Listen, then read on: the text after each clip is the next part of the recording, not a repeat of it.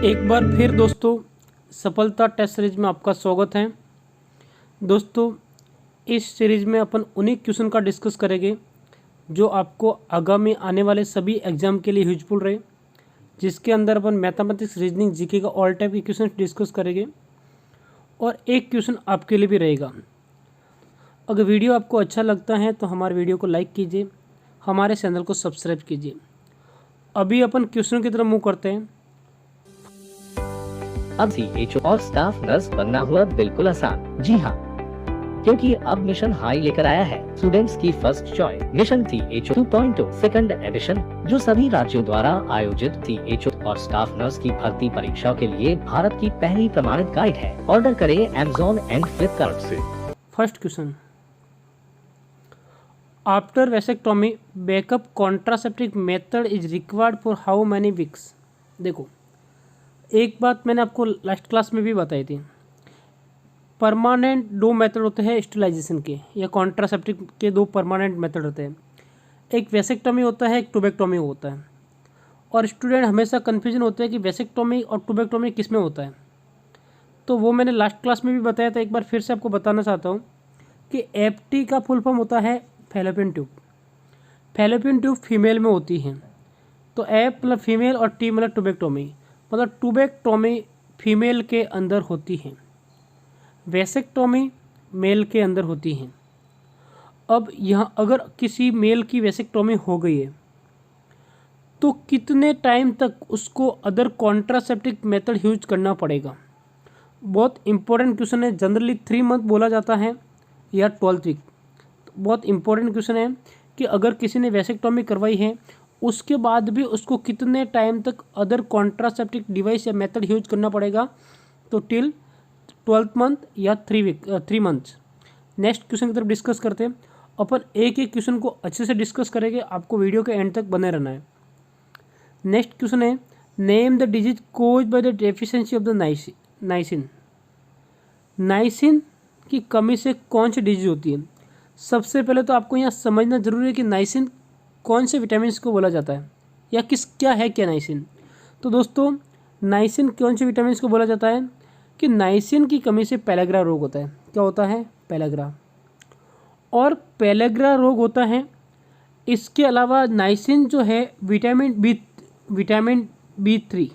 B3 का chemical नाम है, ठीक है, नाइसिन। इसके अलावा एक पेलाग्रा डिजीज के अंदर इम्पोर्टेंट सिम्टम है, कुछ लोग इसको 3D बोलते हैं और कुछ आजकल इसको 4D भी बोलते हैं। 4D सिम्टम्स भी होते हैं। 4D सिम्टम्स के अंदर डायरिया, डिमेंशिया और डर्मेटाइटिस, और आजकल जो 4D सिम्टम्स किया है उसको डेथ भी काउंट करते हैं। तो 3D या 4D पेलाग्रा डिजीज को कहते हैं। नाइसिन की कमी से पेलाग्रा डिजीज होती है। और नाइसिन क्या है? Vitamin B3। नेक्स्ट क्वेश्चन की तरफ मूव करते हैं। मैथमेटिक्स का क्वेश्चन है, बहुत अच्छा क्वेश्चन है। ऐसा क्वेश्चन एग्जाम में पूछा जाता है। तो देखो दोस्तों, क्वेश्चन क्या है, XY 5:9, YZ 4:7, तो XYZ का रेशियो कितना है। तो देखो दोस्तों, सबसे पहले आपको क्या लिखना है, X, Y और Z तीनों लिख दो। XY कितना है? 5:9। इसके बाद में 4:7। फिर इनको क्या करना है, आपको बिल्कुल इजी मेथड समझा रहा हूँ, आपको इसको मल्टीप्लाई करना है। मल्टीप्लाई कितना हो जाएगा? 20। फिर इन दोनों को मल्टीप्लाई करना है, कितना हो जाएगा? 36। फिर इनको आपको मल्टीप्लाई करना है, कितना हो जाएगा? 63। तो जो 20:36:63। इसके बाद में भी आपको देखना है कि और किसी सरल अनुपात से अगर कुछ करता है, कैंसिल होता है, तो आपको और छोटा से छोटा रेशियो निकालना है। बट आई थिंक ये और किसी से कैंसिल नहीं होगा। तो राइट आंसर क्या है? 20, 36, 63 किस में है? C। तो ऑप्शन C राइट होगा। नेक्स्ट क्वेश्चन की तरफ मूव करते हैं। एम्स के लाइक क्वेश्चन है, एम्स, PGI और CNCA के लिए भी इंपॉर्टेंट क्वेश्चन है। Mister Lakhanpal, nursing officer working in trauma ward of AIIMS Patna, he just receive a client with fracture of the femur, he would assess for sign of the circulatory impairment in the client by asking him to. देखो दोस्तों, questions को समझना है। ऐसे questions exam में आते हैं, एंथलेक्स type के क्वेश्चन हैं, इसको समझना क्वेश्चंस क्या रहे हैं। तो देखो, मिस्टर लखनपाल नर्सिंग ऑफिसर हैं, जो एम्स पटना के ट्रॉमा में काम कर रहा है, वर्किंग है, ठीक है। एक क्लाइंट उनके पास में जाता है जिसका फीमर का फ्रैक्चर है, ठीक है। फीमर फ्रैक्चर के बाद में उसके ऊपर प्लास्टर किया होगा। अब वो क्या करता है कि उसके सर्कुलर इम्पेयरमेंट की साइन असेसमेंट कर रहा है, तो उसके लिए client by asking him to, तो क्या पूछेगा? Option perform bicep exercise, option B move the toy upward and downward, turn himself in the bed, instruct the client for cup and deep breath. देखो दोस्तों कि सर्कुलेटरी इम्पेयरमेंट को check करने के लिए कि भाई ब्लड सर्कुलेशन हो रहा नहीं हो रहा है, तो उसके लिए उसके टॉयज को अपवर्ड डाउनवर्ड ऐसा करना पड़ेगा, मतलब उसको टॉय को मूवमेंट कराना पड़ेगा। तो राइट आंसर क्या है? राइट आंसर बी होगा। राइट आंसर क्या होगा? B. Move the toy upward and downward is the one of the lower extremity circular assessment की, ठीक है। नेक्स्ट क्वेश्चन है while administration ear drop in infant the nurse should pull the ear pinna of the ear. देखो दोस्तों जो ear drops होती है, year के अंदर इंसर्ट करने का भी एक तरीका होता है, ईयर पिना को कैसे मूवमेंट करना है। तो दो तरीके से मैं आपको बता देता हूँ कि दोस्तों जो ईयर ड्रॉप है, ईयर ड्रॉप एडल्ट के अंदर भी डालते हैं और चिल्ड्रन के अंदर भी डालते हैं। तो दोनों के अंदर आपको एक कॉमन वर्ड याद रखना है। एडल्ट के अंदर यू याद रखना है, मतलब अपवर्ड एंड बैकवर्ड, ठीक है। यू फॉर क्या होगा? अपवर्ड, और बैकवर्ड दोनों केस में आएगा। चिल्ड्रन के केस में क्या होगा? डी फॉर डाउनवर्ड, डाउनवर्ड और बैकवर्ड। तो ये ऑप्शन ए हो जाएगा। मतलब यहाँ पे आपको एक चीज़ समझनी है, बैकवर्ड दोनों केस में आएगा, एडल्ट में साथ में अपवर्ड जुड़ जाएगा, चिल्ड्रन में साथ में डाउनवर्ड जुड़ जाएगा। तो इस क्वेश्चन का राइट आंसर क्या है? ऑप्शन ए राइट है। इसके अलावा एक बार इसको आप देख लीजिए, आपको और अच्छे से समझ में आ जाएगा। पुल पिना upward and backward in adult and downward backward into the children below 3 year during the instruction drug into the year. और कभी भी जो आपके टिम्पेनिक मेम्ब्रेन या ईयर ड्रम होता है उसके ऊपर डायरेक्टली कभी भी इंसर्ट नहीं करना चाहिए। नेक्स्ट क्वेश्चन है permanent abnormal dilatation and destruction of bronchi and bronchioles is known as. Option A emphysema, option B asthma, option C और ऑप्शन डी। यहाँ पर आपको एक चीज़ समझनी है कि यहाँ पे जो राइट आंसर है ये नहीं है, एथलेक्सिस जरूर दे रखा है, ऑप्शन डी है, तो इसको राइट आंसर को काट लीजिए। अब परमानेंट डायलेटेशन एंड डिस्ट्रक्शन हो रहा है किसका? ब्रोंकाई और ब्रोंकियल्स का। किस टाइप से? एबनॉर्मली। तो जब permanently abnormal dilatation destruction of bronchi का होगा उसको अपन क्या बोलेंगे? ब्रोंकियोसिस, मतलब पूरा ब्रोंकियल्स टूट जाएगा। ये ब्रोंकियल्स है सपोज, तो डायलेटेशन में क्या होगा? ऐसे फैलने लग जाएगा, और एक कंडीशन ऐसी आ जाएगी इसकी फ्लेक्सिबिलिटी लो होकर पूरे से डिस्ट्रक्शन हो जाएगा। तो option C right answer. Next है एम्फाइसीमा क्या होता है? एम्फाइमा क्या होता है? एथलेक्सिस क्या होता है? तो जो लंग्स जो कोलेप्स रहता है, एल्वेलाई कोलेप्स रहती है, उसको एथलेक्सिस बोलते हैं। इसके अलावा प्लूरल कैविटी के अंदर जो पस का कलेक्शन है उसको एम्फाइसेमा बोलते हैं। नेक्स्ट क्वेश्चन है नॉर्मल इंट्रा ऑकुलर प्रेशर कितना होता है? आईओपी कितना होता है? तो राइट आंसर 10 to 21। बहुत इंपॉर्टेंट क्वेश्चन है, अच्छा क्वेश्चन है, ठीक है। नॉर्मल आईओपी कितना होता है? 10 to 20 mmHg। और आईओपी ओपन एंगल ग्लूकोमा में बढ़ जाता है 21 to 31 तक हो जाता है। और जो ड्रग ऑफ चॉइस है टीमोडोल, और जो क्लोज एंगल ग्लूकोमा है उसके अंदर 32 से भी ऊपर चला जाता है। उसके लिए जो ट्रीटमेंट है आपको सर्जिकल इमरजेंसी लेजर ये करवाना पड़ेगा। लेकिन ओपन एंगल ग्लूकोमा के लिए जो ड्रग ऑफ चॉइस क्या है? टीमोडोल, ठीक है। नेक्स्ट क्वेश्चन है what is emergency contraceptive device या सोइस। बहुत इंपॉर्टेंट क्वेश्चन है, कई बार एग्जाम में पूछा जाता है। तो इमरजेंसी कॉन्ट्रासेप्टिव डिवाइस में क्या आता है? Option A, option B, option C और ऑप्शन डी। तो levonorgestrel as emergency contraceptive device use की जाती है। नेक्स्ट है colour blindness is due to the problem with them. बहुत इंपॉर्टेंट क्वेश्चन है, CGSS में 2018 में पूछा भी गया है।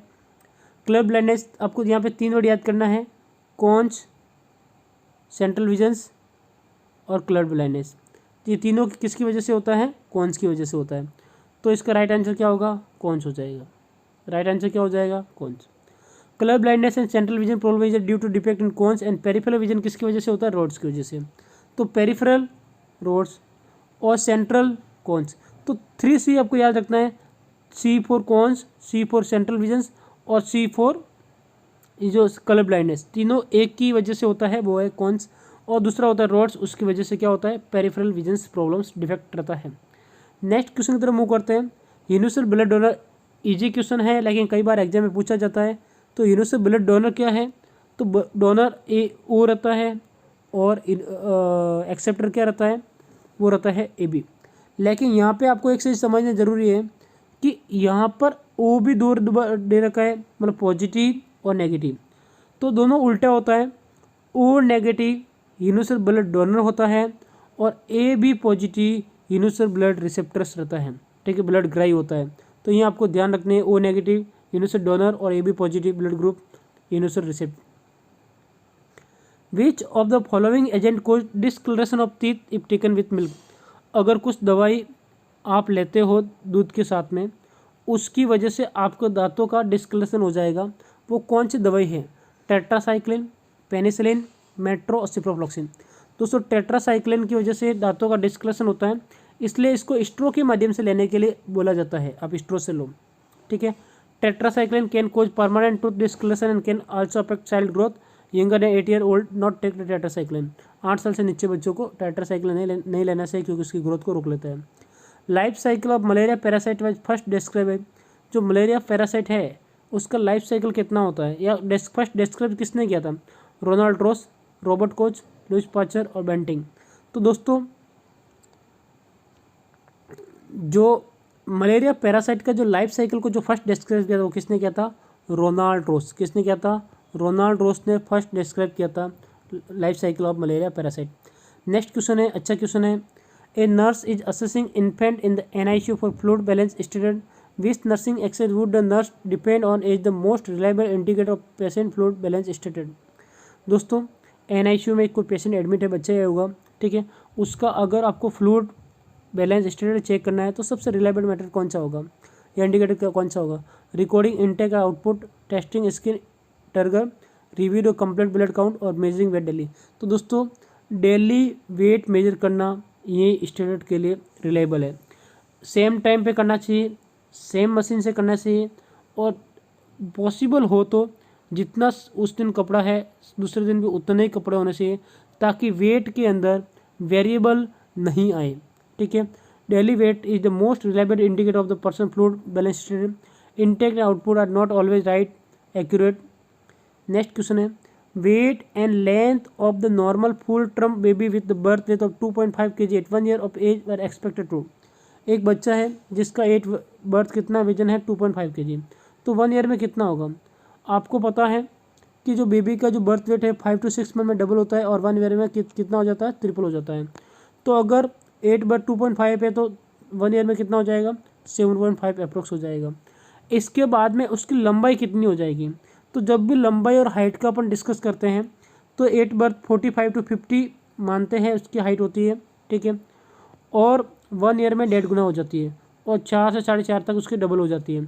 तो 1 ईयर की बात है तो 1 ईयर में 7.5 kg तो उसका वेट हो जाएगा, और 50 का 1.5 गुना कितना हो जाएगा, 75 सेंटीमीटर उसका हाइट हो जाएगी। तो राइट आंसर क्या हो जाएगा, राइट आंसर बी हो जाएगा। नेक्स्ट क्वेश्चन की तरफ मूवमेंट करते हैं। In pneumoperitoneum best gas used, N2, helium, room air और CO2। दोस्तों इस क्वेश्चन का आंसर आपको कमेंट बॉक्स में देना है। अगर इसका आप आंसर कमेंट बॉक्स में देते हो मतलब आपने वीडियो देखा है यहाँ तक। जो भी आपको आंसर आता है राइट गलत आपको आंसर देना ही है। इसके बाद में दोस्तों बात करते हैं next question, newborn maturity rating skill assess by which skill. इस क्वेश्चन में बहुत सारे लड़के कन्फ्यूजन होते हैं कि सर मैच्योरिटी का स्किल कैसा है। Generally new ballad skills, Apgar skill, glaucoma skill, growth chart. Glaucoma skill LOC के लिए चेक करता है, अपगार स्कोर 8 बार चेक करते हैं, 1 मिनट एंड 5 मिनट 2 टाइम्स करते हैं, इसलिए ध्यान में रखना अपगार स्कोर। कई स्टूडेंट डायरेक्टली 5 मिनट बोल देते हैं, तो पहले 1 मिनट में करते हैं, उसके बाद में 5 मिनट में रिपीट करते हैं। First time 1 minute and 5 minute में रिपीट करना है। बात करते हैं बैलाड स्किल की। बैलाड स्किल का क्या है कि ये जो बेबी जब मम्मी के वॉम में रहता है तो उसकी गेस्टेशनल मैच्योरिटी को चेक करने के लिए बैलाड स्केल यूज किया जाता है। तो राइट आंसर क्या है, राइट आंसर ए, ठीक है। Ballard scale is used for maturation of gestational age assessment and Apgar scale used for newborn assessment of the health status. Next question है, at which age head circumference will become be equal to chest circumference. बहुत अच्छा question है, कई बार exam में पूछा जाता है। SC और सीसी इक्वल कब होती है? एससी और सीसी इक्वल कब होता है? वो होता है 1 ईयर में। कब होता है? 1 ईयर में। 8 बर्थ 2 सेंटीमीटर का डिफरेंस होता है। 31 से 33 अगर चेस्ट होता है तो 33 से 35 हेड सर्कमफ्रेंस होता है। मतलब 8 बर्थ हेड सर्कमफ्रेंस थोड़ा ज़्यादा होता है। कितना ज़्यादा होता है? 2 सेंटीमीटर। अगर एवरेज की बात करते हैं तो 8 बर्थ 34 हेड सर्कमफ्रेंस रहता है और 32 चेस्ट सर्कमफ्रेंस रहता है। और 1 ईयर होते होते ऑलमोस्ट इक्वल हो जाता है। उसके बाद में चेस्ट सर्कमफ्रेंस ज़्यादा बढ़ जाता है। ठीक है, तो कितना का डिफरेंट रहता है? 2 सेंटीमीटर का डिफरेंट रहता है। Next question, the goal of the phototherapy in newborn is to, कि न्यूबॉर्न के अंदर जो फोटोथेरेपी चल रहा है उसका गोल क्या है, क्या पर्पज क्या है? Option A promote respiratory stability, option B decrease the serum unconjugated bilirubin, option C decrease the serum conjugated bilirubin और ऑप्शन डी प्रिवेंट हाइपोथर्मिया। तो राइट आंसर क्या है? Right answer B. दोस्तों जो फोटोथेरेपी जो है, फोटोथेरेपी किसके लिए करते हैं कि वो इनडायरेक्ट या अनकॉन्जुगेट जो बिलिरुबिन है उसको डिजोल्व कर ले, मतलब उसको डायरेक्ट या कंजुगेट बिलिरुबिन में कन्वर्ट कर ले और उसको कन्वर्ट करने के बाद में यूरिन के माध्यम से निकाले। तो फोटोथेरेपी का ये पर्पज़ रहता है कि जो अनकंजुगेट जो बिलिरुबिन है उसको कंजुगेट में या डायरेक्ट में कन्वर्ट करे। नेक्स्ट क्वेश्चन की तरफ मूव करते हैं। The other name of vitamin C, vitamin C Limcee 500 mg covid के टाइम में बहुत ज़्यादा यूज हो रही है, तो एग्जाम की दृष्टि से वैसे भी इम्पोर्टेंट है। विटामिन सी का केमिकल नाम क्या है? Ascorbic acid. क्या है? Ascorbic acid. केमिकल नाम विटामिन बी नाइन का फॉलिक एसिड, विटामिन सी का एस्कॉर्बिक एसिड, विटामिन B5 का पेंटोथेनिक एसिड, विटामिन B3 का niacin. It is also known as the nicotinic acid. इसकी कमी से कौन सी डिजीज होती है? पेलेग्राम। पेलेग्राम क्या होता है? 3D और 4D। लास्ट क्वेश्चन है, भारत का सबसे बड़ा राज्य कौन सा है? तो सबसे बड़ा राज्य क्षेत्रफल की दृष्टि से राजस्थान है और जनसंख्या की दृष्टि से उत्तर प्रदेश है। भारत का सबसे बड़ा राज्य क्षेत्रफल की दृष्टि से राजस्थान, जनसंख्या की दृष्टि से उत्तर प्रदेश, और भारत का सबसे छोटा राज्य गोवा, क्षेत्रफल की दृष्टि से और जनसंख्या की दृष्टि से सिक्किम। ये क्वेश्चंस कंप्लीट होते हैं दोस्तों। और दोस्तों मिशन CSO बुक्स अवेलेबल हैं, mission non tech book available है। मिशन CSO में इंडिया के जितने भी कम्युनिटी हेल्थ ऑफिसर्स और NSM के जो एग्ज़ाम है उसके लिए यूजफुल है। कलर्ड बुक है जिसके अंदर थ्योरी, ओल्ड पेपर, MCQ सब हैं। और जो मिशन नॉन टेक बुक है जिसके अंदर मैथ, रीजनिंग, GK, कंप्यूटर जो 500 सब्जेक्ट हैं जो आपके ESI, DSS भी सभी एग्जाम के लिए यूजफुल है। थैंक यू दोस्तों, ऑल द बेस्ट। वीडियो अच्छा लगा है तो अपने दोस्तों के साथ शेयर कीजिए और अगर नए हो तो चैनल को सब्सक्राइब कीजिए। थैंक यू दोस्तों, ऑल द बेस्ट। अब CHO और स्टाफ नर्स बनना हुआ बिल्कुल आसान। जी हाँ, क्योंकि अब मिशन हाई लेकर आया है स्टूडेंट्स की first choice mission CHO 2.0 second edition, जो सभी राज्यों द्वारा आयोजित CHO और स्टाफ नर्स की भर्ती परीक्षाओं के लिए भारत की पहली प्रमाणित गाइड है। ऑर्डर करें Amazon एंड फ्लिपकार्ट से।